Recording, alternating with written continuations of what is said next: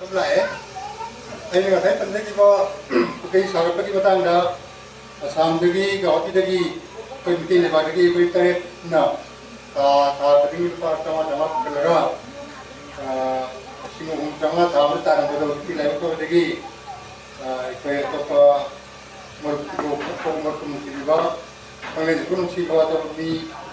manga awasan kore ni na ko miti lai ka ba ni ai sam mutang ni panjaram ge am da ila mo print yang ko no degi mana tahun peri data pertama-tama kita pantai ke apa mama hari sudah nasi ihan hana haben kena jawab sana lagi bukan lagi kajian puri mati kau bah bisa nanti yang masuk saya bisa kaji putuk sergi hai bawa kamu mula lagi mari jadi pasang kena hidrong je udah rajen hidrong bukan lagi si masuk juga pasang kena hidrong je udah tepen hidrong bukan lagi juga udah serang di semua itu benar nasi lagi di mitra itu sudah nasi ada di mana mengajar pot apa ni juga pot semua benar mana jadi macam dah kau boleh nak mau ina sekretari mau ina ini lalu coba kau nanti ini di kakse gani ya kakse gani ada aku senang beri maksud itu di kot dia mana baina boleh dah sini jaga ni pot semua ini ujung kau jadi bani juga hari baik itu kalau kita doi bagi agak mat orang loket lega maintenance ki porsi madi jese kau ero mang dinawa honabu ero kali mesti eno hona jaga ni juga payment ki matang ini agi account number dat sangkir ko yai juga dah angi account number sangkir ko yai ayo na sanga ko account kali mesti GTG kutangga angi kali honderega siena han jasina jabani juga tija minus tija bani apam matang ai hajar mege juga apam jaina hone loi apam ngai ko ngamunda tena nungai zaman ba pawu digi maya mama digi ini kata makan berke yang tu baru biru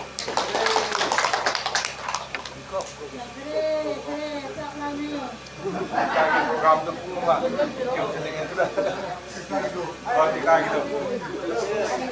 kasih kaki program ni lagi Nau ya thế này. yang bentuk bosan tu ya Nau ya đi ấy.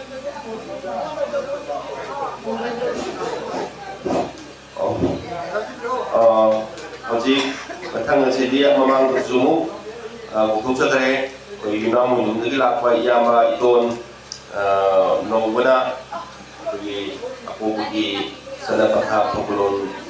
jika mba 정말 도랑이 마당다 하이브리스인가 어떤지 이해하는 것들이 하나가 거기지 saya 한 매년 거기 우리라고 저 하이저가 카레가 왕강 루이싱나 하이든 수가로 비고노 카레가 된다나 이마이게지 카라 숙타가 야오래 이에 카레가 된다고 되는 거지 마당 비자 그래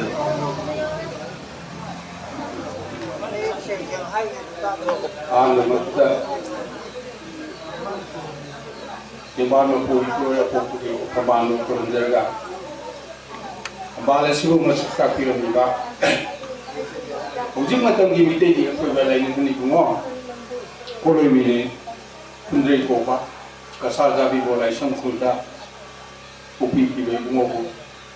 Sebelum jadi. Masih ay perabamai jaga. Mga suba lamta tabung bungo na do piramadi bungo gi side atan kokto tangka caraga bungo gi mapau sandang ngamba wije indir banga sigi dai selengchen bi ba kumnama kambai de phambi ba kumnama ko ngona komje aduga Naya ti ang pangkat na bani ay na dulu ka pala yung hindi mabawas na lang kung may tanda may ito iba na online iba may tarang na napigil. Oh, napot na namin ako. Ay na pagkat iba lari kasi lari nga di bumona komjon dun na tambilang ba adungay Tamthi baning kau yang ngambil kanu si yang mengupuni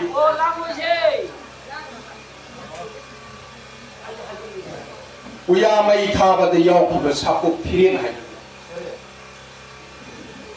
사꼭 피렌 하이바도 라이닝한 이붕어다 아토이가 라이닝한 만나 신나비람드나 ngasi laininghan na ibungone ibiram ba pot aduni aina paijari bese laininghan ibungogi khui manuscript haire English maronda adusu yaujari sida yembiu aduna asugum laba laininghan ki thum thoiraba mapau ase athoi ba laininghan lamna tapiram badagi ibungo mahakna mahaki makhutna ibiram prithibida phawriba Islam dharma ki Hazrat Muhammad mahakna sida mapau piraga manai ani ohumna Quran ibn adubu akoi di kaya kalai ko phagraba yelawoi gi adugum laba maichau sing aduna iramba sapo kiren athoi belari holy book to kantibaning thaw mana mai thadok sagraba chu athoi ba lainingan amala aga bunga bundre nahak na ne ipa ipu kan da bayar roy mitay ipa ipu se nang natalakan bang ngamoy haidana makin hanak kalai mam police sub inspector hoy ne matam lao bermaputa kurengi mathak chingmai manga lomba ching tampak thel aduda ipo inai wari sa se che kolo poru aduna hairi ba che kolom si mana puraga chatli aduga numit humni chupna hairi ba sakop thirengi maramda uya mai thabada yaukraba mitei yelho moyeki matangda sit nana tapiramdana mana phajana itoktana thambirami aduna magi menu iskubase kwaidagi maru oiba oye aduna aikhoi apopop maru hairi ba lisingama chamapun kunthra koiro lamtagi thasu april gi 16 loidam sajibugi thabun numit nongmaijing numitta lainurun ibungona apopop maru lingkhat pirami mitei ipai pudi thagi thabangda mabok thoram tawani adugo apopop maru lingkhat pagi mabok numit se sajibugi thabun numitta tawdribase karigino ekoi munna naineba changi nasi baba kanamata masi hainade aidi hamban mingkai phamba mikupto madudagi aibu mingkai bibiri ba ahli gumoda ainu khunjaraga ai hannahan hangjabani aduna adumai tokdana ekoi apopumar yam chichendaba yadaba poi ekoi ni bis seglaga wangang kamjau hunba angang bida cai bapatpa tohi dewa putni aduna laining pari celaga laining ki mapau salak pai sia nakung sing na sing to ga tahu betul marandi ngasi aina kitang ngam mi sia hayung se hidang ngam ngam phang de yai marandi ai bun si ji husi pobi ni hayeng di kore ni khang ni tai bom ma ko ni na mana pira ko bun si chengen mu he ko de aduna aikhoi sugumba mupuna sida lakna bamiku chapa mana propok chapa matam sida lugraba laiwa ama aramba khuramba kokna ba thamjara yangman bagi papundi taibang chana pangkide pumung tili maruti taibang malang ukide pangka taibang maruti purogi mamini mingkhairam thambana kumai gujam kibe kai hada thajakra ba paring amakhat madugi wahang do halo hairagati ai ngamoy bitik dati lainingan ibungona amok hana taibang da popiraga handira banatana papung phaba ngamoy ani suha parengda amambani khangkhide anganbani khangkhide apan modi marup su tarang thakkaleng tarang habasi mathak sibun male nei sadagi hek kun sanadaba matam dagi tarang si aduna apan bagi marup su tarang thakkaleng de mai sing sitka thakka khaga mangani oidring ngi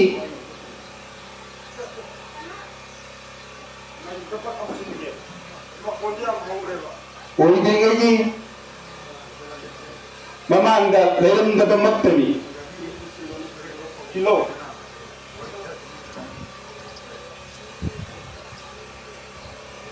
ꯑꯩꯒꯤ ꯃꯄꯣꯛ ꯃꯩꯁꯤ ꯁꯨꯃꯥꯏꯅ ꯇꯧꯋꯦ ꯀꯅꯥ नत्रगा गुमदे आई थांग पोसे माइने तौबे है वारो की वारो दे आई मको आई साथे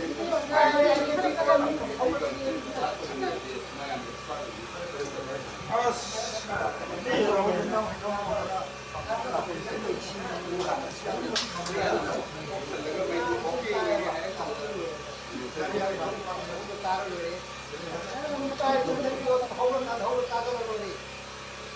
cái đường ngang mình đi mày không được à thứ mày không thứ chúng ngang chơi cái quoi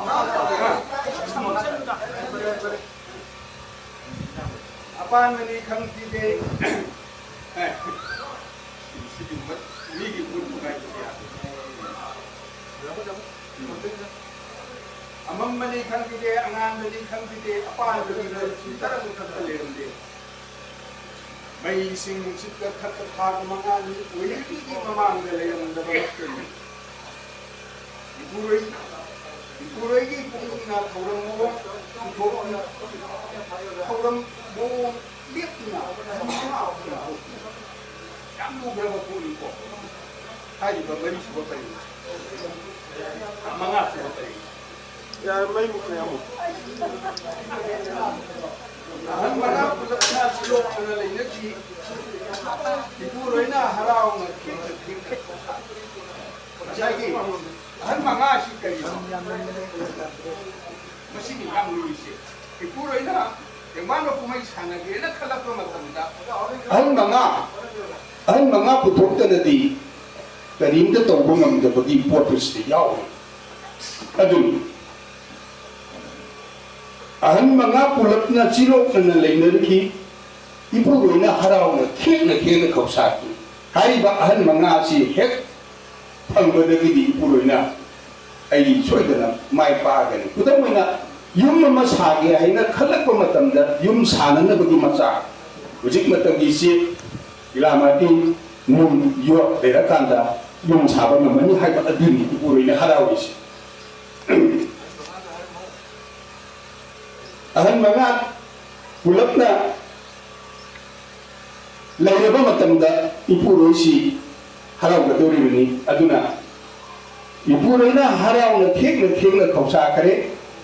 ipuroy yatang na ahan mawong hong kare ang sagi mga se mawong hong i kalamay hong i ahan mawong hong kare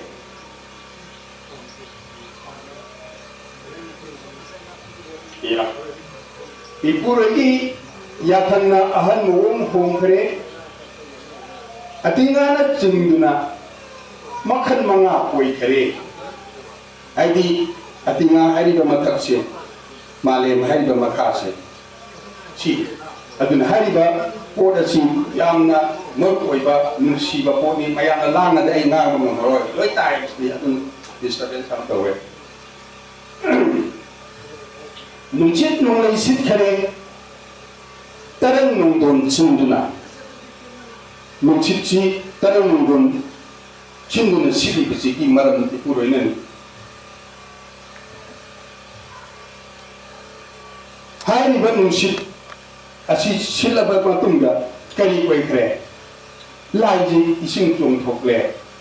nungsit nong lay in nungsit si silaba matungga nungsit nong lay si amut ilaga laiji sinji puli ngasai ahan mangadu masak taklak pani kosi nungsit putoe nungsit adu silakanda nungsit nong lay in duna laiji ising putoe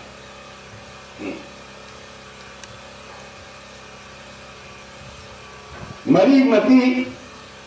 thauramna malem leisa thorakle pariyam chi thawchu ising nungsit chaina re kambi mensu thorakle nasagi nungchitki manunduna ising ku thore ising ga nungsit ka chaina ra matamda kambi mai thoklakle jik nong taram dai matamda nong khapa haidana tawisi si 마기 연형이 부토라프기 바탑도 따이는 아구나 이신 눈치 짜이너레 감비 메이수 파우럭레 머리머리 thauramna malem leisa sumthokle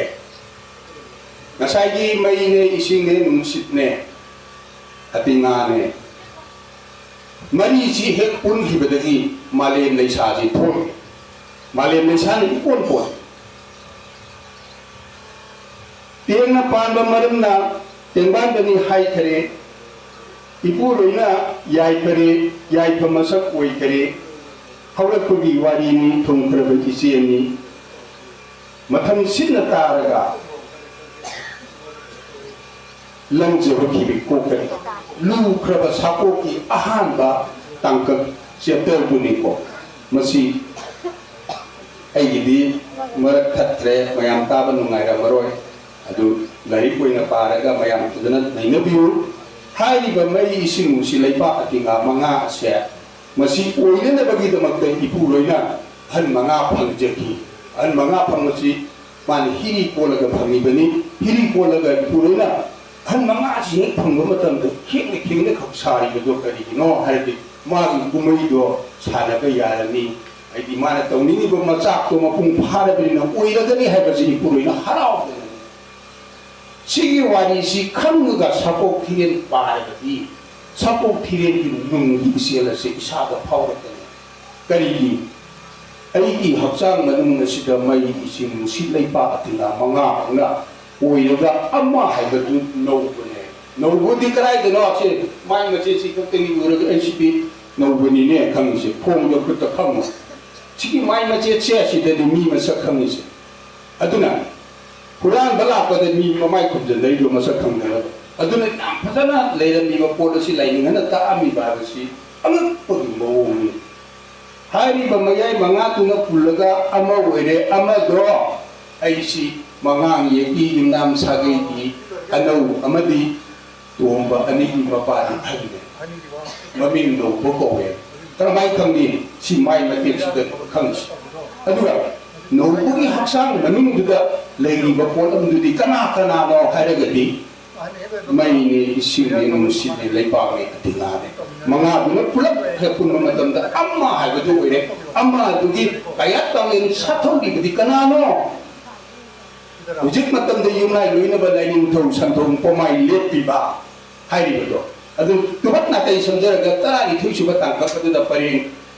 taram tang ai haijage loina hairagi mayam kapani aduna kayam phasagi abu tarang nongkhong koiba ngamba ichada ipagi phamban sinarage na swararen gi mapari ani adudat yathang piraga mayamung ibungona matik mayai leibani na ipuro apoko masa oibani na nasai tarang nongkhong koiba chakhe manaw ibungut tukthaba na kapta na mama leimerin si dabida Pogdam me, matsa kau bani nung si bagi isi al sini ko si matang yang lu bini mama oi bising yang nakong sing do ta biu mama oi bising sina matsa ko nung si ba se ang penhe matsa ki dang si do ko ngam mane sini lemre ni langon chang khon bi yang na thong yang soi ka petore ima singa sina hantak siap mayam bal sakagi maduga mai ising nungsi leiba masai sakir ba moigi kuchu kulai thawai ku chitta baching matude ima singa thingna dana masa singa du kana ba mai ba kana na ba phone ki do ai ning sanga kana ikokke to ima singa du ma to du ku bada mapari athoi ba athoi bi singa duna ima singa wa han ga ya bana te ichali cha wa han ga ya bana te ai koi koi nga kani nati madung ngasi koi thauram pang bangan natragadi ko yang warang bani adun sugumba mayam sing ase masi purna maksi kanana no temba no pu ipuroi apo puna maturum da leram badagi an manga thengna dana mai sinum silai pa atinga puthok tana nimitha thabi thabung puna makse maturum da dagi puthore I haibase Quran da ju ala na puna maksi oi Mitegi puya da su ꯄꯨꯝꯅꯃꯛꯁꯤ ꯏꯄꯨꯔꯣꯏ ꯑꯄꯣꯛꯄꯅ ꯑꯣꯏ ꯍꯥꯏꯕꯁꯦ ꯀꯅꯥꯅ ꯁꯟꯇꯣꯛꯀꯗꯒꯦ ꯍꯥꯏꯔꯗꯤ ꯂꯥꯏꯅꯤꯡꯉꯟꯒꯤ ꯁꯤꯗ ꯃꯄꯥꯎꯁꯦ ꯑꯄꯣꯛꯄ ꯃꯔꯨꯞꯅ ꯁꯟꯇꯣꯛꯀꯗꯧꯕꯅꯦ ꯑꯗꯨꯅ ꯑꯩꯈꯣꯏ ꯑꯄꯣꯛꯄ ꯃꯔꯨꯞꯁꯤ ꯀꯌꯥꯝ ꯂꯨꯒꯦ ꯍꯥꯏꯔꯗꯤ ꯂꯥꯏꯅꯤꯡꯉꯟ 이부모나 ꯑꯄꯣꯛꯄ ꯂꯥꯏꯅꯤꯡ 하이람들이시 까리기노 아포 푸마루 하이람이시 까리노 아무튼 아이디 하이디 주면 들어요 아이디 픽스나 쩌대 와인 nasi ahingse lata thabung ahingse ipuroi apopa lainin hairam dadana lainin hana apopa marup sando bisi kari no jam tang khanase apopa marup hairi do kari lo he khambada lainin chu adum la ani apopa su masa khangani apopa du kanano haibase sapok thirengi tarani thu suba tangkak dedi mayak la ne iri adu pareng sini puni thoi oi benina masi loi to de mayam ji loi na wandana ko yawrani adu nai tu batna tai samjan daraga nasai gi taran longtong koiba chakhiba mayam dugi nungai tadana manau dungona mama da kappa dagi mama oiba asina masa bu nungsi jaba se ngo tutaba imagi bumona na tai no kapi alem aidi loksin khenmanina ipagu thamban si phongaroi yambung ibungodi tarang nong khong koi kire ipagu thamban bana phangrani na kapapada mama ga macha ga nungsiba mama na macha nungsiba usidrabadi macha yokko ngamoidabagi parado side yawi ba tangkatto bai plana aduna kasai himalaya sidi isagi damakta napabung di thambando tarang nongkhong makhongni asugumba phambala do tari lak koiraga banthau nacha da phamban sinabiro haida hayo nangwanda phamban soidane pirakane haibadu adudagi tuktabana mama koiramaga ima gi yatham kukhapta thangkapjaragane nacha ipabungi phamban koijerurage haidana lei ama sat chingeraga tari lak koiraga maduda mapa gi phambal tari lak koirapada ai sa tuthabse kari no manu na chai nasi to je nahanga ya tu amna pangal nasi mana sok amna singisi kari no haje sora are na phambal da torare ni mamisi mabilla kha pari hai adu lok tho ko macha di hai ji wai li na hacha da ka chwai to amna ya mi ka je ning cha ga honi ka ka wa re ta han mangam ye akoi ni mi dei ipa ipu da thongna loksin ji aduna ay aduma pinnatabana ay di pawo ne tamjage lai hangi aduna haiba mapabung di thamba chi tare la thesu ne pantho na sa tarang nung koi go le jere thamba chi ne biro na haiba ne hep koi ram chi da pari isa di pa ma sa khangi aduna ipa gi thamba se nang lo jero se sanagi luhu sanagi khuji sanali pang lori mangsineraga pamban sine masi haiba numit asidagine ipa masa kami aduna pa khalba polo yagi kona hai madudagi nayambung ibungo to arai to nate soidena lakani nayambung ibungo lakko matamda nang nungsi sana to dana wari pun mak ipa na haiba wari pun asa nang liuko tamuko nayambung sawon pe yade ko haira karang khong koi bachat kiba mayambung ibungo halle mapabungi phamban manau ibungona tung phamban tongdana leiramba adududi kunjin tu thokpa sawre ibungo ibungo nang samun panggal kale hadana ipa gi phambal se nangdana mullaga phambal si logra nate yamu pani ti yadre karigi kunjin tu thokpa di ipuro apokpa pathap kai ga yada nasai mapabung sarare na kari hairam gi tarang nong khong koi bang ngamba icha da ipagi phamban sinagi hai bedo sarare na lai ni nam chari hai ine hai bagi madu sum thok na bagi puro apokna tolak pa drama ne ba masi drama je yi ba ji ta ba ji lai phang ne o aduna kaya da phadana lai ni nganna sapok thiren da iram bi adudagi ibungo nanaw ibungo gi phambal se sunda기 아마 갑자기 이샤들이 방방라 카리 신경에 차오고는 파리한 내는 개범 같은 시다 나사이기 뭐 빠소라레나 laan kibadudi adum laan nara le hogodre madu sum thokta ba yade haibagi mata dona ngasagi konjin tu thokna sauraga haire ine ai machidi matang sum thokta ba yade bunga di taibang ibu kuding makta sanan au pe gitori bini taibang gi lei ba lan puna mak nasabi nahaki ko gitori bini haidana phajana theme sauranu pari ngasi haiba numida sidena isa naming tholage haibase sorare na sako kiren gi tani thoichu batang ka paren kun tha hom do chu ba haidani ai bazara ke ngasi dagi hauduna naming sana ulage kunjin tu to ko theme ini ko sana me hi haiduna numsi sana ko parare ne mapari ya ngasi dagi sana me ya chi ko re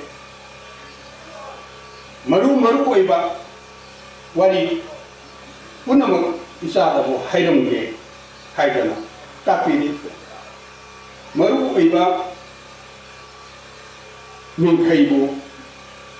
mathang sina hairage haidana kuntha ngari suba tare ngasida phajana kunjin tu ko che wakal ta hale madudagi di kuntha manga suba sidagina ni pu ge thoi su ko se ma ki kolo mamin ni ko munata biro ai bazara ge ibungo di laining thok ya bi ko ngi ma ku tho kaya kangen sa tho pa lerak pun sang sili ba yem sarui len roi ba ongwan da na ba pari an nong nonggon thang na paloi ba sana jing na kon ba ibu laman dana udaba napan dana leika ba saw ki penaning sin na thuna leibani ipu roini khangjage tawaini haijage pari han yemu nasagi akoi faida sana mahiga akokoga yamna yenari do sana mahiga akokoga simasa amatani haga je sidedi pari kuntha taru sibusda sarare na haini ko masi taiba mi na haigana de masi munna koi khangda ba akokoga macha manai su aduna nasagi hojik leibak sida sana mahi matani akokoga pan bandabane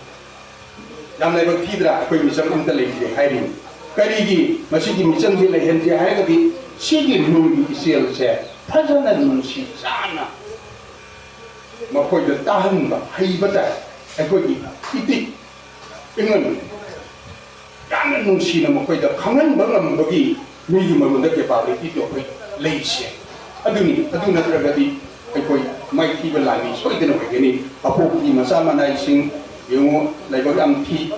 ako'y ahumari thok may amakta kunsan de apo pumaru hadis amakta ni ani subayado apo pumaru hadis lainingan hadis apo pumaru sidagi hen bada ako'y may supak pa ngasi mabapatri sa sinin chow thok nanay no ba lainingan ni mabaw sunzani ba kung yangi ipun gumba pangjadra ba na chow thok na hadis kari gino lainingan ni mapau lainingan ni iraga thangam bachidi paraga khoi khang badi hona dadana ongna sangai heli sangai na heli hongna bumne heli ako kumar amakta bu munari sidi paiye kariye maman nyama ko male da leita ba sunna ki amakta oi babati apo kumar da leibagi munari ne munna ba poda ba se lin na yai mun ba akoi an sigi adum yam doi nu uramani hujiti hang ne linga si udri akoi angang moi da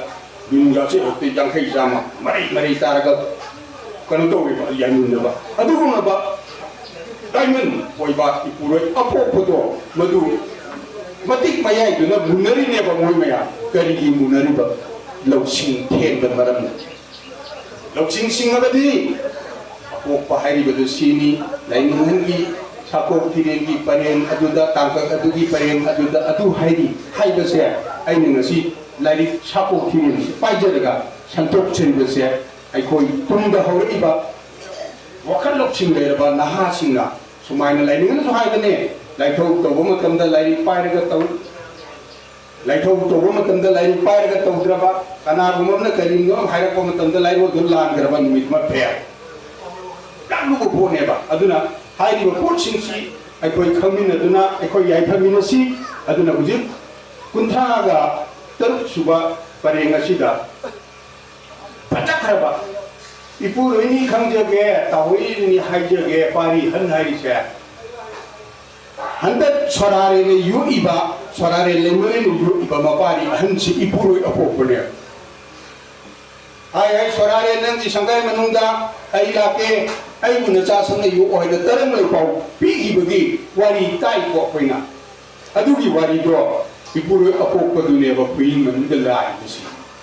ꯑꯗꯨꯅ ꯃꯍꯥꯛ ꯅꯠꯇꯅ ꯇꯥꯏꯕꯪ ꯁꯦꯝꯕ ꯉꯝꯃꯣꯏ ꯍꯥꯏꯕꯁꯦ ꯑꯩꯅ ꯍꯌꯦꯡ ꯆꯥꯎꯔꯒꯅꯦ ꯅꯪꯅ ꯇꯥꯏꯕꯪ ꯁꯦꯝꯃꯨ ꯍꯥꯏꯗꯅ ꯑꯩꯉꯣꯟꯗ ꯊꯧꯗꯥꯔꯛꯎ ꯁꯣꯔꯥꯔꯦꯟ ꯑꯗꯨꯅꯗꯤ ꯁꯣꯔꯥꯔꯦꯟ ꯏꯕꯨꯡꯉꯣ ꯇꯥꯏꯕꯪ ꯁꯦꯝꯃꯨ ꯍꯥꯏꯅ ꯃꯄꯥꯔꯤ ꯑꯍꯟꯗ ꯊꯧꯗꯥꯔꯤꯕꯗꯣ ꯑꯗꯨ ꯇꯥꯏꯕꯪ ꯁꯦꯝꯕ ꯉꯝꯗ꯭ꯔꯦ ꯄꯟꯊꯧꯒꯅ ꯑꯃꯨꯛ ꯁꯦꯔꯦꯟꯗꯔ ꯇꯧꯊꯣꯛꯏ ꯁꯦꯔꯦꯟꯗꯔ ꯇꯧꯊꯣꯛꯄ ꯃꯇꯝꯗꯨꯗ ꯁꯣꯔꯥꯔꯦꯟꯅ ꯏꯕꯨꯡꯉꯣ ꯏꯄꯥꯒꯤ ꯃꯤ ꯌꯦꯡꯉꯒ ꯁꯦꯝꯃꯨ ꯇꯥꯏꯕꯪ ꯃꯤ ꯍꯥꯏꯕꯁꯤꯗꯤ ꯂꯨꯈ꯭ꯔꯕ ꯄꯣꯠꯅꯤ ꯏꯄꯥ ꯏꯆꯥꯅ ꯁꯥꯟꯅꯔꯤꯕ ꯋꯥꯔꯤꯁꯦ ꯇꯥꯏꯕꯪ ꯃꯤꯒꯤ ꯃꯁꯥꯗ ꯄꯨꯂꯞ ꯃꯥꯒꯤ ꯄꯣꯛꯂꯤꯕꯗꯨꯗ ꯍꯧꯖꯤꯛ ꯃꯇꯝꯗ ꯃꯦꯃꯣꯔꯤ ꯀꯥꯔꯗꯇꯣ ꯌꯥꯝ ꯆꯥꯎꯕ ꯑꯣꯏꯒꯗꯧꯕꯅꯤ ꯍꯥꯏꯅ ꯇꯥꯛꯄꯤꯕꯗꯒꯤ ꯃꯍꯥꯛ ꯑꯁꯦ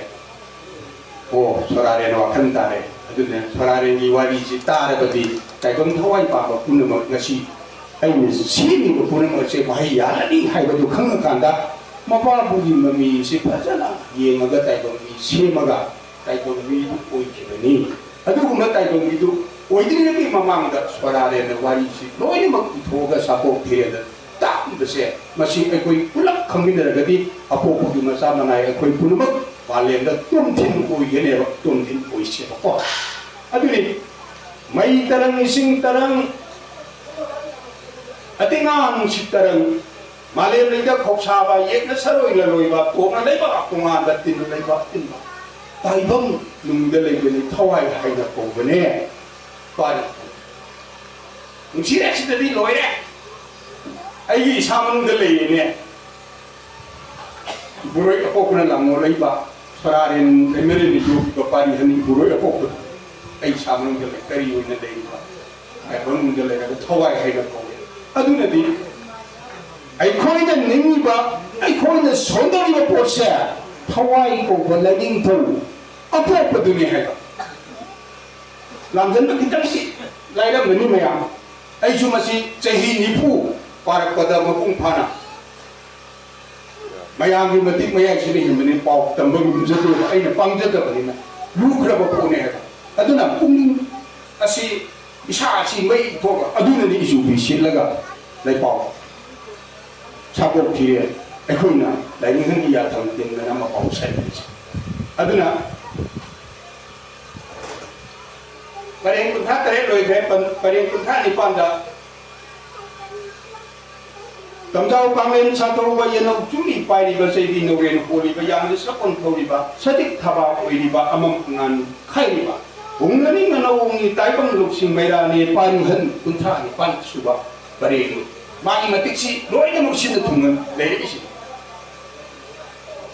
ꯋꯟꯁꯦꯡ ꯁꯅꯥ ꯄꯤꯕꯥꯔꯦꯟ ꯁꯅꯥ ꯃꯩꯅꯤꯡ ꯉꯧꯕꯔꯦꯟ ꯈꯨꯌꯤꯡ ꯁꯅꯥ ꯂꯥꯏꯖꯔꯦꯟ ꯁꯅꯥ ꯐꯝꯕꯥꯟ ꯃꯩꯍꯤꯔꯦꯟ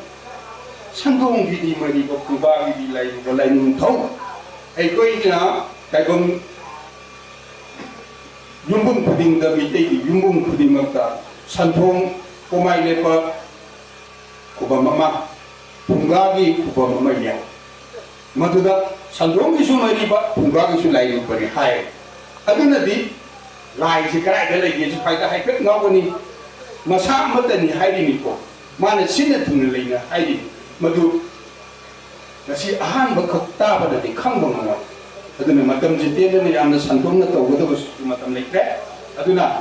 ꯂꯥꯏꯅꯤꯡꯍꯟꯒꯤ ꯁꯩꯔꯦꯡꯁꯤ ꯁꯨꯝ ꯄꯥꯊꯣꯛꯑꯒ ꯑꯩꯈꯣꯏ ꯃꯇꯨꯡꯗ ꯅꯩꯅꯅꯕꯒꯤ ꯈꯨꯗꯣꯡꯆꯥꯕꯗ ꯂꯧꯁꯤ ꯊꯣꯡꯖꯤꯟꯗꯕꯨ ꯂꯩꯕꯅꯤ ꯊꯣꯡꯉꯥꯛꯂꯦꯟꯕꯨ ꯀꯧꯕꯅꯤ ꯆꯥꯏꯖꯨꯝ ꯇꯥꯐꯝ ꯇꯥꯕꯅꯤ ꯇꯔꯪ ꯅꯨꯡꯗꯣꯟ ꯐꯥꯎꯕꯅꯤ ꯁꯟꯅꯪꯈꯥꯗ ꯀꯧꯁꯥꯕ ꯀꯩꯗ ꯂꯩꯕ ꯀꯩꯔꯨꯡꯕ ꯂꯝꯃꯛꯇꯗꯤ ꯂꯝꯥꯕ ꯂꯝ ꯁꯦꯟꯕꯕꯨ ꯑꯣꯏꯔꯤꯕ 90 ꯁꯨꯕ ꯄꯔꯦꯡ ꯅꯣꯡꯈꯣꯡ ꯀꯣꯏꯕ ꯑꯉꯝꯗ ꯇꯔꯪ ꯍꯤꯔꯦꯟ ꯍꯣꯜꯂꯤꯕꯩ ꯄꯥꯛꯊꯛꯇ ꯄꯨꯔꯦꯟꯕ ꯏꯊꯩ ꯑꯍꯟ ꯃꯔꯦꯡꯕ 용인부터 요번에 전인부터 쳤더니 파리 한 니부 맡고 있어. mana punamak si kuy habaji kuy mo khange ko thako khirengi tarani thoi si ba paring ni phu ma thoi si ba ta ba ma tam na ujing apung ta ba da khanga bani na ayeng amuk ngasi aying yum da dari chi pa ma tam loi khangdei aduna ni phu ni thoi si ba iroi ba tarani thoi gi paring aroi ba ni phu ni thoi si ba sa mutta ta bi si di lang ba ya de ko si ma di si di laiwa aru bani Neba mai ba kurai tangba ningthou mai ba sidai tangba mapa busu hanbeni mapu gisu mathakni nati phamda te sin biro nan da hanjin biro haidana mapa ni hanjin heme atuda iron loira pata lining thou hai yango sorare na lining thou ko ba lai je kana no apo pudini lining Marak tu ngasai paling tu tak tu hai kan, ibu ini khangje ge hai kan. Tu, atu nanti, aku ini sana mahi ga apo ke yene di bezel, cuai matang ga apo kau betul sana mahi kau betul, apo pani he khang do matam da. Jajet ko jeneraga aku amat tahu ina jalaga malem da lagi ba, lain pun nama asyik aku ina, wah ini matam da. Ekta, hal lagi lagi banyak plan. Nasi kami neraga, aikoi yai feminisi, aduna nasi haiba numita sidegi, uming asida. Apa wakal kandana, lainun ibu mona tambil baga saya wajah ibu pina haibi tiba, patap tarani pa, lainin udana pa, gari ngoma sakuna kambata. Ambal isai puda pulli bahino muna ohun diisial kambata. Madudata aikoi se mai pa ka doi beni aduna hauji aigi hakchang haidana isa na ai to ba chaw baina haina ri baje masagi amatta na te haba lain ko bungogi sangai ni aduna aikoi na taibum aikoi na lainana ba yum sanga ba matamda lain thogi bungogi sangen sanga ba hai se ba ai yum sanga ba logogi yum sanga ba hai ri ya de Nobuna lain thogi thogan tawraga lain thogi sangai adu lain thogi bungo bi hek peng chala mamatam da nobuju apor bachi bu chala lain thogi apor to changduri aduna suguma matang chi phangi da wahai mamam kejan jaramani ayam saki mejang helabani na ai matang da yenjan jarage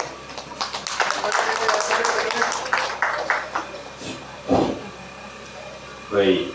Việt Nam dùng để là kỳ bài Việt Nam là một cái nào mà đi mua qua phong trào thành biết là tu mà đi là gì unggung một mấy ai đối sinh gì rồi mỗi biết ba tôi vẫn xem bị cô số unggung qua phong trào thành biết là ba rồi đó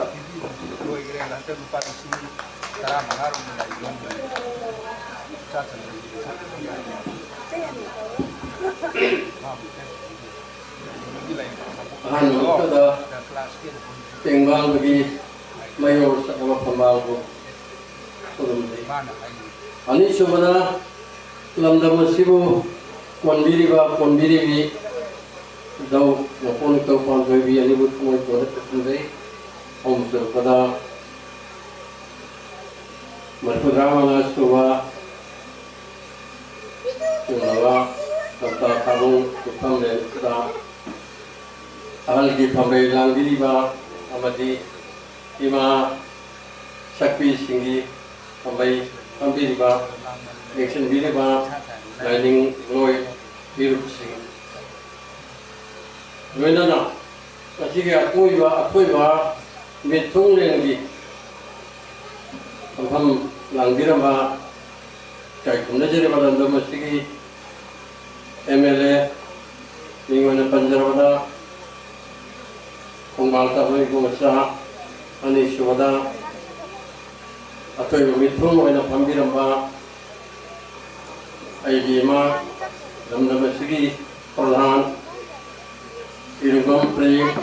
om syuhada kagay do kay kung najari ba singjamay kung amlay kay dagi nagbirak pa dahil mo puloy milen panjarabada pungam samo ꯑꯊꯣꯏꯕ ꯃꯤꯊꯨꯡꯒꯤ ꯐꯝꯐꯝ ꯂꯥꯡꯗ ꯃꯤꯔꯣꯟꯗ ꯍꯥꯏꯔꯒ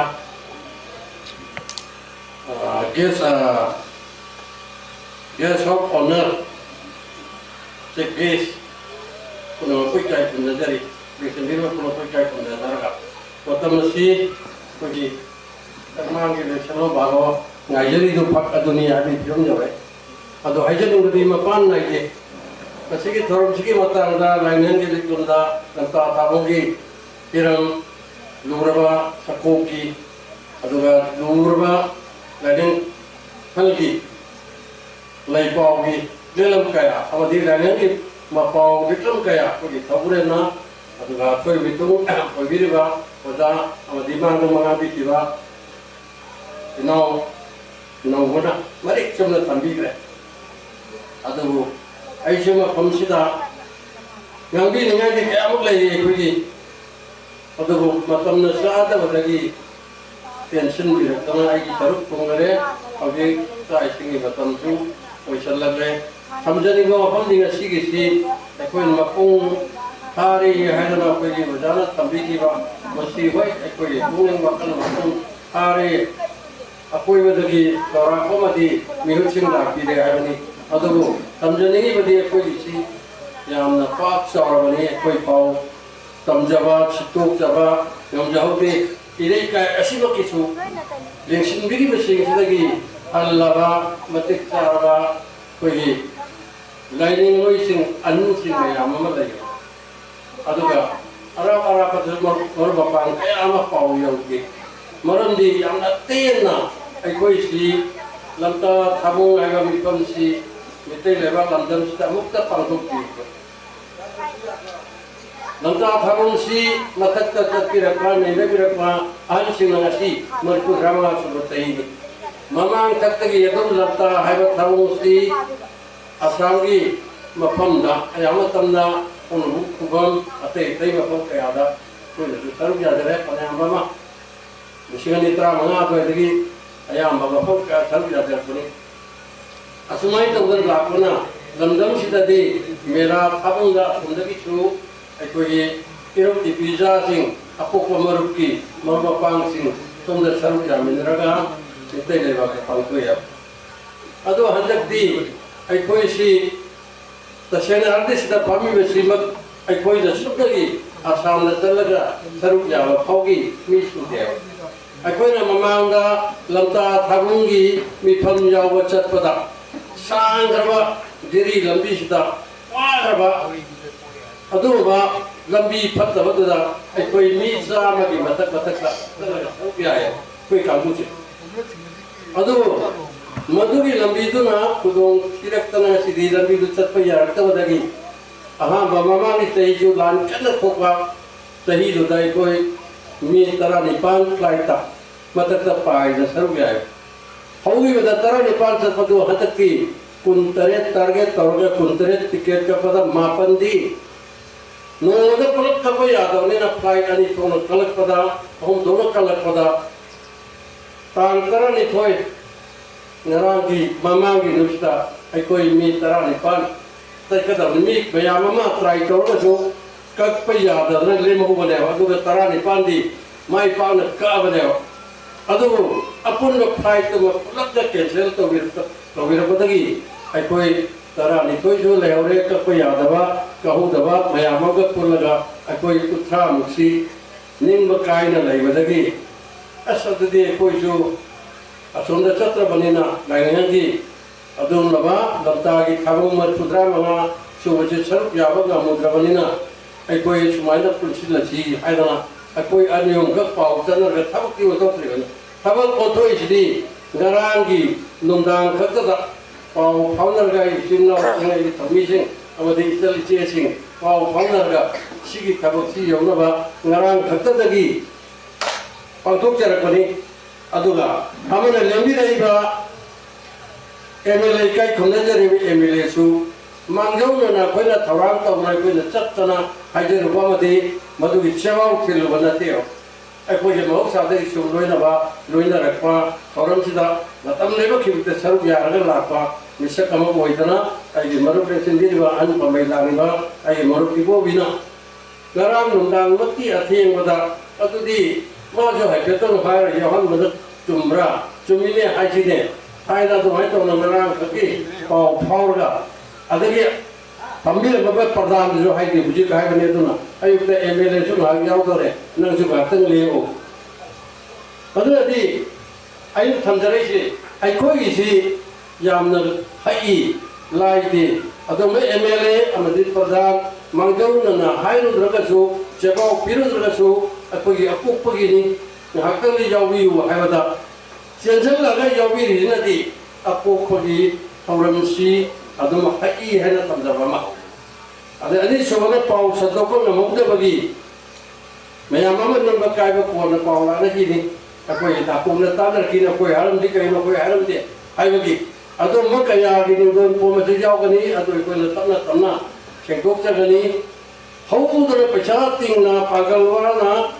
bus amana puna dana gari betani hum tauraga cat pacit nong padok amuk tingna tiaw. Masing kaya rak apa di kamu jitat kerana adugi ni doh tu na tiaw ni tangkai amana ni pai tangkai di lawai ayo. Asumana tawani apa di misi pik padate yang mapak sawi hada tamjona. Kami dah tuki mati lainian ki apok pamrupu 강제라죠 타와이디 야우데 하이와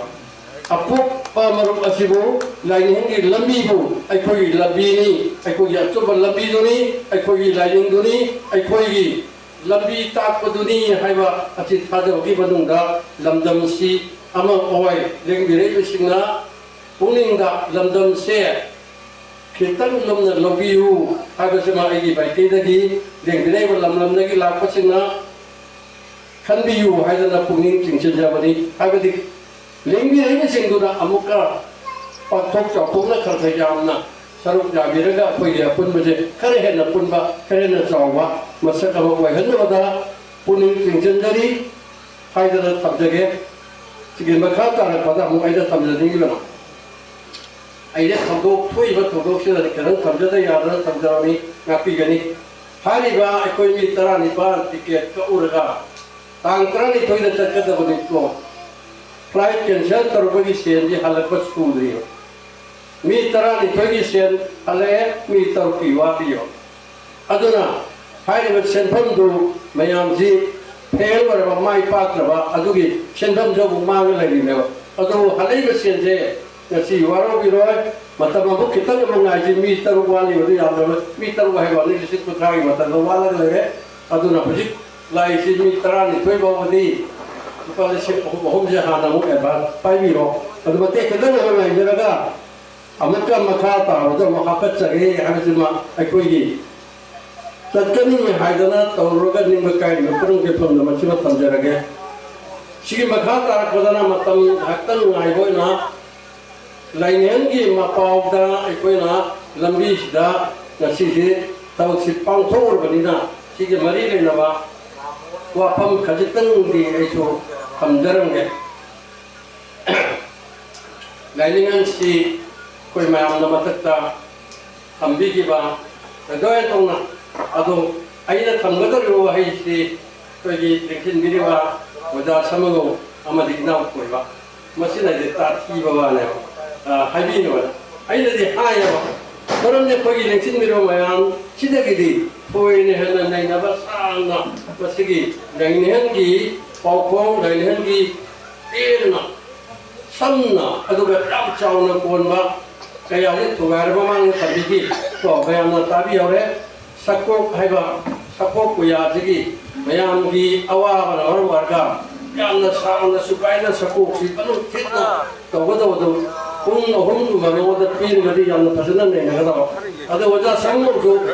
Mahirnya jawab kain lang, jadi yang ini ni bani, mayam di yang la mayam kay harga dege kallaga, tension gimana, habis itu tamjaga, aduna, asina baru warga aina, aku ini baru tadi resource person ni,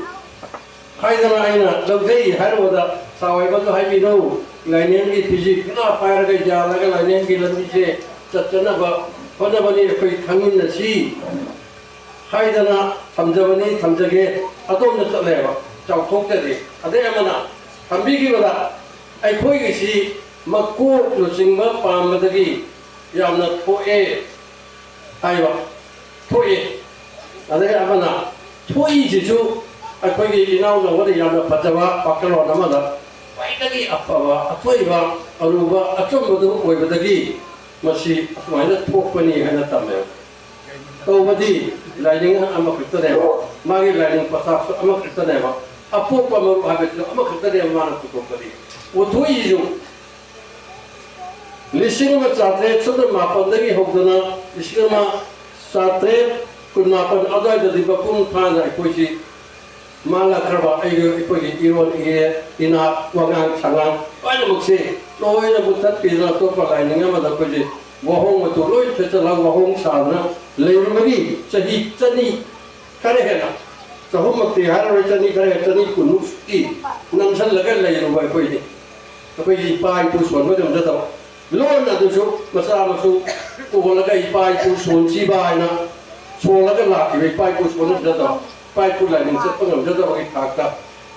ꯆꯩꯔꯥꯛ ꯆꯩꯊꯦꯡ ꯑꯃꯒꯤ ꯃꯅꯨꯡꯗ ꯊꯝꯈꯤꯗꯅ ꯈꯥꯡꯉꯒ ꯂꯩꯔꯝꯕꯗꯣ ꯁ꯭ꯋꯥꯏꯗ ꯀꯔꯤꯝꯇ ꯄꯟ ꯉꯝꯗꯕꯗꯣ ꯑꯥꯗ ꯃꯤꯔꯩꯄꯥꯛ ꯃꯤꯔꯝꯗꯨꯗ ꯂꯥꯏꯅꯤꯡꯍꯟꯅ ꯌꯥꯝꯅ ꯋꯥꯈꯜꯁꯤ ꯀꯞꯄꯒ ꯃꯥꯒꯤ ꯁꯥꯔꯚꯤꯁꯀꯤ ꯃꯇꯝ ꯃꯊꯧ ꯇꯧꯔꯤꯕ ꯏꯃꯨꯡ ꯃꯅꯨꯡ ꯄꯨꯔꯤꯕ ꯃꯁꯥꯒꯤ ꯇꯣꯂꯣꯞ ꯆꯥꯔꯤꯕ ꯇꯣꯂꯣꯞꯇꯨ ꯌꯧꯗꯅ ꯈꯛꯇꯛꯇ ꯇꯣꯛꯊꯣꯛꯑꯒ ꯃꯥꯒꯤ ꯁꯤꯒꯤ ꯂꯝꯕꯤꯁꯤꯗꯩꯗ ꯑꯩꯈꯣꯏꯒꯤ ꯐꯨꯔꯨꯞꯁꯦ ꯃꯥꯡꯈꯤꯕ ꯇꯥꯔꯦ ꯍꯥꯏꯗꯅ ꯃꯥꯗꯤ ꯂꯥꯏꯒꯤ ꯄꯥꯎꯖꯦꯜ ꯐꯪꯕꯅꯤꯅ ꯇꯥꯏꯕꯪ ꯃꯄꯨꯔꯣꯏ ꯑꯄꯣꯛꯄꯒꯤ ꯊꯧꯖꯥꯜ ꯐꯪꯕ ꯃꯤꯅꯤꯅ ꯀꯠꯊꯣꯛꯄ ꯉꯝꯈꯤ ꯊꯥꯗꯣꯛꯄ ꯉꯝꯃꯒ ꯃꯁꯤ ꯁꯟꯇꯣꯔꯛꯈꯤꯕ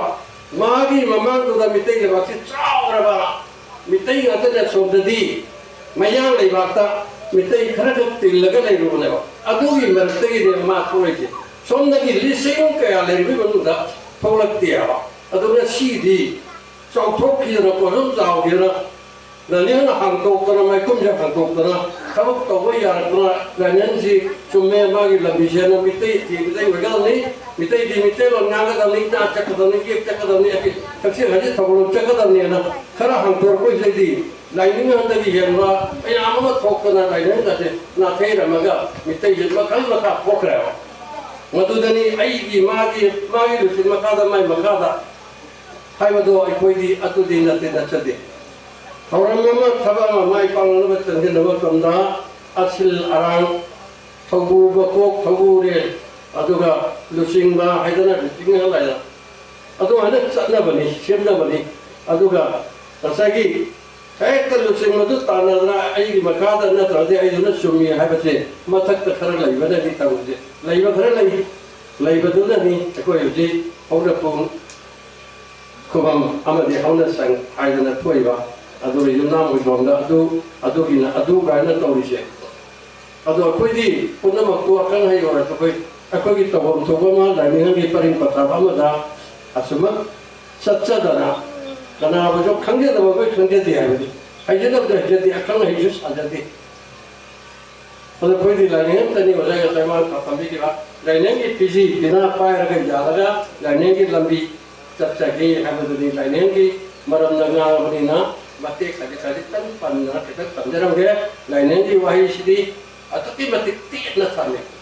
ꯇꯦꯟꯇꯛ ꯇꯦꯟꯇꯛꯅ ꯊꯝꯃꯤ ꯃꯤꯌꯦꯡꯗꯤ ꯁꯥꯜꯂꯦ ꯃꯇꯤꯛ ꯃꯌꯥꯏꯗꯤ ꯌꯥꯝꯅ ꯍꯔꯤ ꯄꯥꯛ ꯆꯥꯎꯏ ꯉꯝꯈꯩ ꯂꯩꯇꯦ ꯃꯄꯥꯟ ꯅꯥꯏꯗꯦ ꯑꯗꯨꯝꯂꯕ ꯄꯥꯔꯕ ꯂꯥꯏꯔꯤꯛ ꯃꯆꯥ ꯑꯃꯅꯤꯇꯪꯒꯤ ꯌꯥꯝꯅ ꯇꯦꯟꯈ꯭ꯔꯕ ꯃꯥꯅ ꯁꯩꯊꯥꯕꯤꯕ ꯋꯥꯍꯩ ꯃꯇꯦꯛ ꯑꯃꯅꯤꯇꯪꯗꯤ ꯈ꯭ꯋꯥꯏ 10ꯗ ꯄꯟꯖꯔꯒ ꯃꯇꯝꯗꯨꯗ ꯍꯧꯔꯛꯂꯤꯕ ꯏꯍꯨꯟꯗꯣ ꯈꯟꯊꯃꯤꯟꯅꯁꯤ ꯀꯅꯥꯒꯤꯗꯃꯛꯇ ꯍꯥꯏꯔꯝꯃꯤꯕꯅꯣ ꯀꯔꯤꯒꯤꯗꯃꯛꯅꯣ ꯍꯥꯏꯔꯝꯃꯤꯕ ꯑꯃꯗꯤ ꯁꯣꯜꯂꯝꯃꯤꯕꯁꯦ ꯀꯅꯥ ꯌꯦꯡꯉꯒ ꯁꯣꯜꯂꯤꯕ ꯀꯅꯥꯕꯨ ꯈꯜꯂꯒ ꯍꯥꯏꯔꯤꯕ ꯍꯥꯏꯕꯗꯨ ꯇꯥꯃꯤꯟꯅꯁꯤ ꯀꯔꯝꯕ ꯂꯥꯏꯔꯤꯛꯇꯒꯤ ꯑꯄꯣꯛꯄ ꯃꯄꯨꯒꯤ ꯇꯨꯡꯅꯐꯝ ꯀꯧꯕ ꯂꯥꯏꯔꯤꯛꯇꯨꯗꯒꯤ ꯃꯇꯦꯛ ꯃꯆꯥ ꯑꯃ ꯈꯛꯇꯒꯤ ꯊꯋꯥꯏꯅꯗꯤ ꯈꯧꯔꯥꯡꯖꯩ ꯇꯠꯇꯅꯗꯤ ꯅꯤꯡꯁꯤꯡꯖꯩ ꯄꯨꯛꯅꯤꯡꯅꯗꯤ ꯌꯧꯖꯔꯤ ꯊꯕꯛꯅꯗꯤ ꯁꯣꯠꯆꯔꯤ ꯂꯝꯗꯝꯅ ꯀꯨꯏꯔꯛꯂꯤ ꯃꯥꯂꯪꯕꯅ ꯄꯨꯔꯛꯂꯤ ꯅꯨꯡꯁꯤ ꯈꯣꯟꯖꯦꯜ ꯇꯥꯖꯔꯤ ꯂꯩꯒꯤ ꯃꯅꯝ ꯐꯪꯖꯔꯤ ꯉꯁꯤꯒꯤ ꯅꯣꯡꯒꯤ ꯆꯦꯜꯁꯦ ꯑꯃꯨꯛ ꯅꯩꯅꯗꯨꯅ ꯁꯨꯒꯥꯏꯔꯨꯔꯒꯗꯤ ꯌꯥꯝꯅ ꯁꯥꯛꯇꯣꯛꯈ꯭ꯔꯅꯤ ꯅꯩꯅꯖꯔꯣꯏ ꯇꯦꯟꯅ ꯇꯦꯟꯅ ꯊꯝꯖꯒꯦ ꯍꯧꯅ ꯄꯨꯡ ꯑꯃꯁꯨꯡ ꯂꯥꯟꯅ ꯄꯨꯡ ꯍꯥꯏꯕꯗꯨꯗꯒꯤ ꯃꯇꯦꯛ ꯈꯤꯇꯪ ꯃꯆꯥ ꯑꯃ ꯂꯧꯈꯠꯆꯒꯦ ꯃꯤꯇꯩꯒꯤꯗꯤ ꯂꯥꯏꯐꯝꯅꯤ ꯃꯤꯇꯩ ꯂꯩꯄꯥꯛ ꯑꯩꯒꯗꯤ ꯆꯥꯡꯖꯧ ꯆꯦꯞꯅ ꯈꯨꯔꯨꯝꯖꯩ ꯍꯟꯅ ꯍꯟꯅ ꯅꯤꯡꯁꯤꯡꯖꯩ ꯂꯥꯏꯅ ꯁꯦꯝꯕ ꯂꯩꯄꯥꯛꯅꯤ ꯏꯄꯥ ꯏꯄꯨ ꯍꯧꯐꯝꯅꯤ ipa ipu sathamni apokpagi lekoni apokpana lepiba sana lepak ningkiba ima ipa oiriba dari ipa di haiba aduga amuk atoiba serendagi matikaba hamjadriba wafamsi kari romana urisi haibatu ne koina kanmina kadaba masi sugaija roy aduga atoiba serendagi matikaba labatage mitai fanana bani mitai kanana bani mitai ron lolasi mitai ron pamujai mitai ron ningsingjai mitai ron konsanjai iron na sonjage iron na sakjage iron na haijage iron na kaujage iron na pajage iron na semjage kanana kanana hai kibono haibti mamangda nene kibde jawre curata kozara tamgi curatan Maharashna mabu terak pinanaba mitai chula thakchit tawu yadanaba lakuma tamda athoiba sereng hamchi iraga pigiba atugi tendraba matebana pacham aduga mu laikau degi su wajana yam thangna tambi pate kedang ma pachage kari no hairi se koi nenami chagni tengwan bana hongaida mai sumesa langamde nusit maning tawramde ising irang horam de lipak pangal param de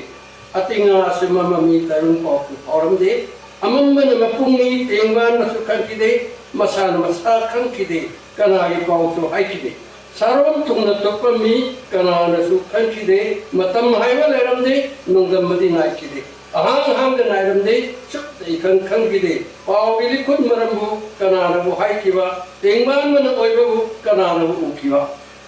Menurut kita dia pak cawra, sistem thor dia pak cawra di. Asumna, abuksu atuiba serem lagi. Nipan suwa, sarpati amat lokat lagi. Nipan suwa tangkap ta, asumna giri. Mitai ima puphabi namde haiba hitabi. Bina bagi marida leiti haina haitabi. Nasi nasa oi bagi puning namna nusi jai. Mangat sat kiwa kanbu nasi namna nexing jai. Akang magi marupna ima leiti haibiki angang nawa oibana madu tabu thajaki mamit tang tingkha kom aphang bata chikserwi migi haiko leikonbu mahaki ni nungjeru laining hanna akok pamapuda ipure dibunga nanai paida lejege laining tawdi bunga puning siada ningjege ai poi pumbana ipuroi pagi basa manai poina Sanjana batak piri, bopal ini, autor pada miambu, tara hangat kanduna, sanjaba horaki, tara kada nonjari, kubak aikan sadari, apu pagi matik rusak ke songe dingjari. Isat itu yang binu akai atoi cibinu, mayon tabulakat piyu tingkang budi yang binu, tapi senai tambinu nanai koi nakati. Ayon aran pun mak kawan mainat tuman biu. Tara thaujan mairana lambi phangge tanjari tara pamai pagalna tara thagal taujari adunadi tara haina sinari basi tara duneo tara sina asuguk patang sum santor kata boleh bakuise aduna laininan gi mapau sidi mati khajtan sina doki mati sangat kon baya udah parah balai batra monda lainnya ibiri basi Bapak jangan poloi dah gitu. Kasih di akan hari kayana adumba lain isi hari ini kan dia hari tahun ini kan dia masih adum uthoga. Aku juga dah kita matak kami kira mai isi musit malam leba atia hari ba asida pullaga maya manga asida mapung oiraga liglu oiraga mapu mana semuanya tu yang ini bila adumba warung sida. Aku nak bayi habisi tak ngaliba angan miyeng piriba amam angan kariba batam humpuriba mati hum siriba angan wal toriba hawat tunggal lomba pok ahinggas iba gahayna sum sadorpa nuksit kawalay na ayna nuksit isu ayaw na pagturaga manung na taway kawi adu kawi lewa sida adu ni ayna sum tapokraga ganyan di jumbam dadi adum samamaga tapon di api masih suruh na tatiba di poktawa ni tatiba di tokte di lainnya juga tahu nama sabira meba, adu sabira adu hiti matam nai, asuh sumit kerja takol berapa takol berapa sih matam try masih tak ada ketinggalan saya lainnya subtil laga, mei sumai salah dengan dia, tu tahun dia hari si kari hai nujit tidak terjadi, matam ibu hantu kotor terjadi, ꯂꯥꯏꯅꯤꯡ ꯉꯁꯥꯏꯒꯤ ꯃꯩꯁꯨ ꯃꯩꯁꯥ ꯂꯥꯛꯂꯝꯗꯦ ꯍꯥꯏꯕꯗꯨ ꯈꯛꯇꯪ ꯈꯪꯉꯒꯗꯤ ꯑꯗꯨ ꯍꯥꯏꯔꯒ ꯁꯨꯝ ꯂꯩꯔꯒꯗꯤ ꯏꯆꯦꯟꯗꯨ ꯄꯨꯊꯣꯛꯇ꯭ꯔꯗꯤ ꯌꯥꯗꯕꯅꯤꯅ ꯐꯖꯅ ꯈꯜꯂꯒ ꯏꯆꯦꯟ ꯄꯨꯊꯣꯛꯄꯗꯨꯁꯨ ꯑꯩꯈꯣꯏ ꯁꯥꯎꯅꯨꯁꯦꯕ ꯃꯥꯂꯦꯝ ꯂꯩꯄꯥꯛ ꯑꯩ ꯃꯁꯤ ꯃꯥꯂꯦꯝ ꯏꯃꯥ ꯏꯕꯦꯝꯃ ꯇꯥꯏꯕꯪꯄꯥꯟꯒꯤ ꯃꯃꯥꯅꯤ ꯍꯥꯏꯗꯅ ꯍꯥꯏꯕꯗꯨ ꯈꯛꯇꯪ ꯈꯪꯉꯒ ꯂꯩꯔꯗꯤ ꯌꯥꯔꯣꯏ ꯑꯩꯈꯣꯏ ꯈꯔ ꯁꯨꯒꯥꯏꯁꯦꯕ ꯇꯥꯏꯕꯪꯄꯥꯟꯕ ꯄꯨꯝꯕꯒꯤ ꯃꯃꯥꯅꯤ ꯍꯧꯔꯛꯐꯝꯁꯨ ꯑꯣꯏꯔꯤ ꯂꯣꯏꯐꯝꯁꯨ ꯂꯦꯞꯄꯤꯅꯤ ꯄꯨꯝꯅꯃꯛꯄꯨ ꯌꯣꯛꯄꯤꯅꯤ ꯄꯨꯝꯅꯃꯛꯄꯨ ꯊꯧꯖꯥꯟꯕꯤꯅꯤ ꯅꯥꯎꯔꯞ ꯅꯥꯎꯀꯣꯟꯕꯤꯅꯤ ꯃꯍꯥꯎ 19 ꯄꯤꯅꯕꯤ ꯃꯤꯅꯤꯠ 19 ꯃꯤꯈꯩ ꯂꯩꯃ 30 ꯂꯥꯡꯉꯣꯟꯕꯤ ꯍꯥꯏꯗꯅꯁꯨ ꯈꯔ ꯁꯟꯇꯣꯛꯄꯗꯁꯨ ꯇꯥꯊꯤꯅꯨꯁꯦꯕ ꯑꯩꯈꯣꯏ ꯂꯥꯏꯅꯤꯡꯒꯤ ꯀꯩꯅꯣꯗ ꯀꯥꯏꯔꯦ ꯍꯥꯏꯗꯅ ꯍꯦꯛꯇ ꯆꯍꯦꯠꯀꯃꯤꯁꯤ ꯈꯔ ꯃꯗꯨ ꯑꯁꯣꯏꯕꯗꯗꯤ ꯅꯪ ꯁꯣꯏꯕꯟꯈ꯭ꯔꯦ ꯍꯥꯏꯁꯦꯕ ꯑꯗꯨ ꯉꯁꯥꯏ ꯑꯩꯈꯣꯏ ꯏꯄꯥꯅ ꯁꯥꯕꯤꯔꯝꯕ ꯌꯨꯝꯁꯦ ꯇꯦꯛꯑ ꯅꯤꯡꯈꯥꯏꯔꯦꯅ ꯑꯩꯅ ꯗꯣꯂꯥꯟ ꯑꯃ ꯁꯥꯕꯁꯨ ꯌꯥꯗꯕꯩ ꯐꯤꯕꯝꯗ ꯂꯩꯔꯗꯤ ꯊꯛꯃꯟꯒꯅꯦꯕ ꯑꯗꯨꯁꯨ ꯇꯧꯔꯨꯁꯦꯕ ꯂꯥꯏꯅꯤꯡꯒꯤ ꯄꯣꯠꯁꯤ ꯈꯤꯇꯪ ꯆꯥꯎꯊꯣꯛꯍꯟꯅꯕ ꯑꯗꯨꯗꯤ ꯑꯩꯈꯣꯏꯅ ꯉꯥꯡꯉꯤꯁꯤꯁꯨ ꯂꯥꯏꯅꯤꯡꯒꯤ ꯌꯨꯝꯐꯝ ꯀꯥꯏꯔꯦꯅ ꯑꯩꯈꯣꯏ ꯇꯣꯛꯄ ꯇꯥꯔꯕ꯭ꯔꯥ ꯁꯤꯗ ꯁꯩꯔꯦꯡ ꯃꯇꯦꯛꯁꯤꯅ ꯄꯤꯔꯤꯕ ꯑꯗꯨꯒ ꯂꯥꯏꯄꯥꯎꯅ ꯍꯥꯏꯔꯤꯕ ꯑꯗꯨꯒ ꯁꯛꯄꯣꯛꯅ ꯍꯥꯏꯔꯤꯕꯁꯤ ꯁꯤ ꯍꯥꯏꯕꯅꯤ ꯁꯤ ꯑꯩꯈꯣই ꯄꯨꯊꯣꯛꯑꯒ ꯅꯩꯅꯔꯝꯃꯤ ꯈꯪꯍꯟꯕ ꯑꯁꯨꯃꯥꯏꯅ खरा सतोक्तन सेप्तोरक्तगदी लेंगदब अमदा लेंगे हरदी अई पुंसिगी ईन कोपा युम अहोबदुदा फलानी गायरबदुदा अदुई हेतोपा यादे इपाना तौबिरमनीना लेरगदी यारोय सिबसुई तमदनी अदुना सिदे आइना लोइसलकपदा मियोइबनीना आइना ngang वाही करन चंबा थौरमरकिसु तरमजिगी मरी लेनदब खैतन खैदोपसु याव मया पुनमतु मियोबनी अखोइदि अदुम अयो तरान केना लांगोई चलगा लैबनीना करिगुमदा असोइबसि दायाम सरुप ओइबनी अचुम्बा हाबसिदि अखोइददि आना सरुप पिकदा लैबनीना कोइदिबा नांदिबा हाइबदा नांगदा अयो लारा लेकिबो पुनमत तरान आकिदि वाइना तरा कादा नोंजरगा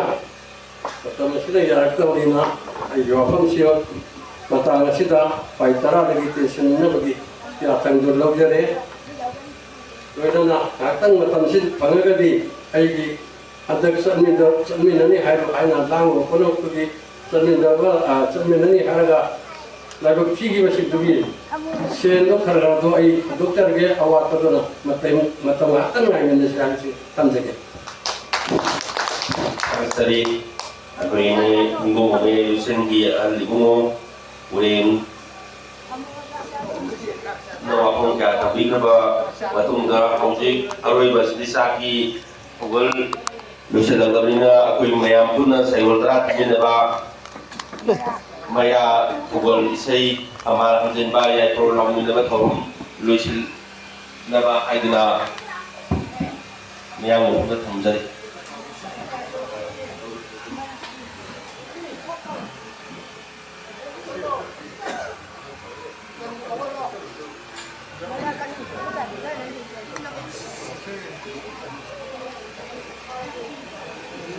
लंबी दे दी पुना गुमजीको लंबी दे दी पुना गुमजे पुना को याव रे दी यारोय को ai दी पुना के दम ले दी को अदुनी ai ना हाई खाबई सारगा